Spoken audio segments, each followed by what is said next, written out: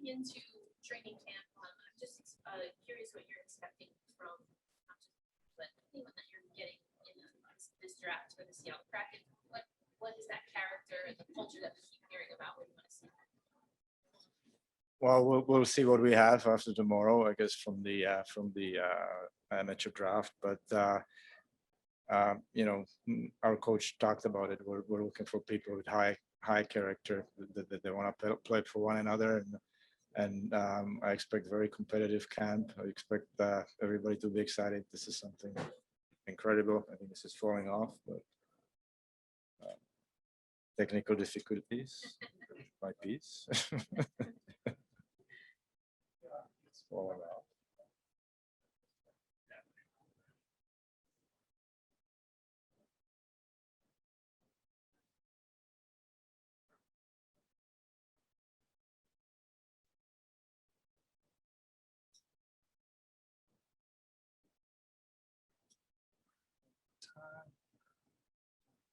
See how that works. It's kind of it's kind of pulling down. Yeah, that's better. And thinking about Matty Beniers in particular, what do you like as far as what you think he can bring as far as building that character and culture of the Seattle Kraken? Well, he fits every box that we talk about. He's extremely hardworking kid. He's extremely talented hockey player. He's a smart kid. He's got very positive attitude. Very exciting to watch and very exciting to be around. So I think we feel very happy having him to start this odyssey or long journey for Seattle Kraken.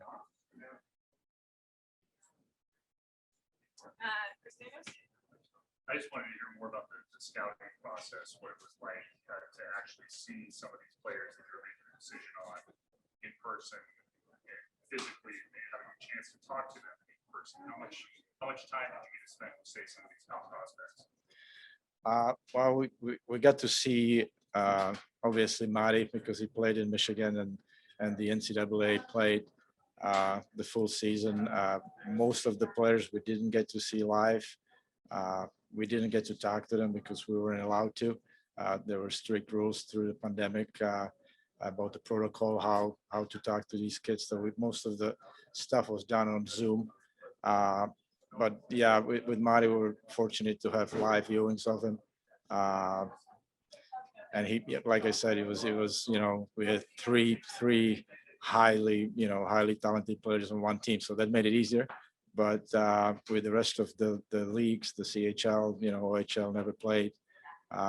We had European leagues that we scouted, and we could have had live viewings, but it was a challenging year. It was mostly based on video, a lot of video views, a lot of video reports. But at the end of the day, we felt that we do have enough information and to make an educated decision on these guys. And just to follow up on that, especially going forward, has that been a factor in terms of how you put together your draft board, but you're seeing somebody in person or when you see that person? We try not to. I mean, it helps when you see somebody live. It's just a part of the process.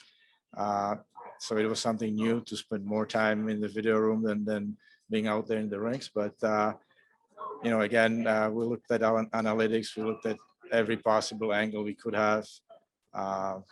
But we didn't really thought, we're gonna advance this guy because we saw him.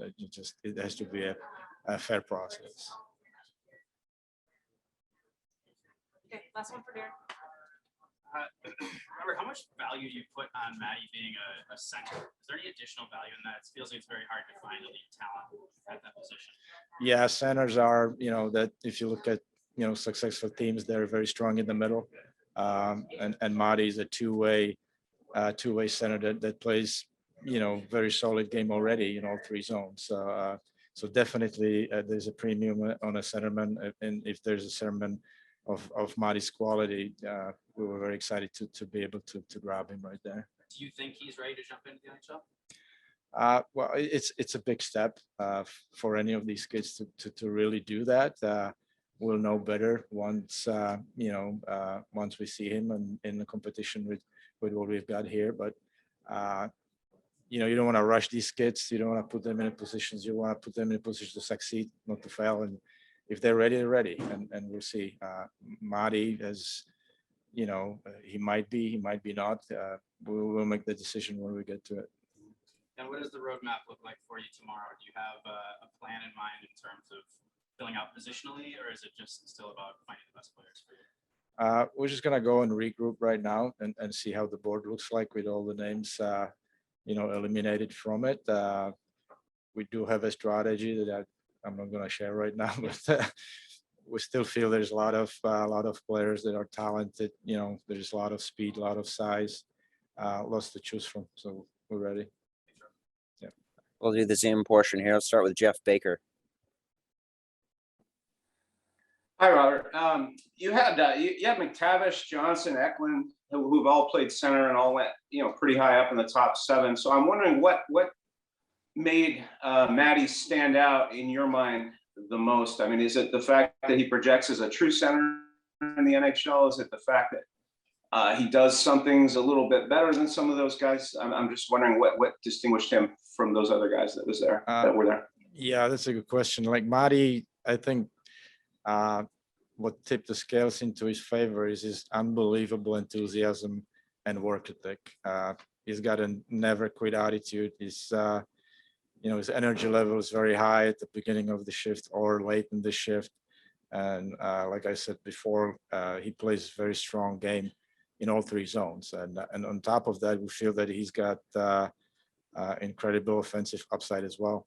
So he's got the dimension. I'm not saying the other guys don't have it, but he's already at the level, playing such a mature game. And we still believe there's more to come from him. Thank you. Yep. Ryan Clark. Hey, Robert, how's it going? 2 questions. The first is, when you were watching Matty play against older competition at the World, what are those things you look for in a younger player to see how they adjust? Is it things like skating, balance, how they work in the corners? And second, I know that there's, again, going to be some opportunities for you guys to evaluate him further. What are those opportunities going to be, and what are you going to look for there that you haven't already seen? Well, the thing is that Matty adjusted so well. If you didn't know that he's such a young player, you would think that he's one of the older guys and veterans. Like that speaks very highly about his ability to read the game and play on a very high level. Not many kids that age get to play in that tournament, and he was lucky to play at the U20 level where he was really good, and then got selected for Team USA in the championship in Riga. And the ability to read off other players, and especially playing down low in a defensive zone, like he was able to do that. He didn't play all the games, he got hurt, but the games he played, he got better and better. He scored goals. He looked like a player that actually can step in. All right, thanks, Robert. Appreciate that. Mhm. Thanks, everyone. We'll update you with more timing for tomorrow when we have it, and we'll catch up with more players as we draft them tomorrow during the draft. Thanks, everyone. Have a good night.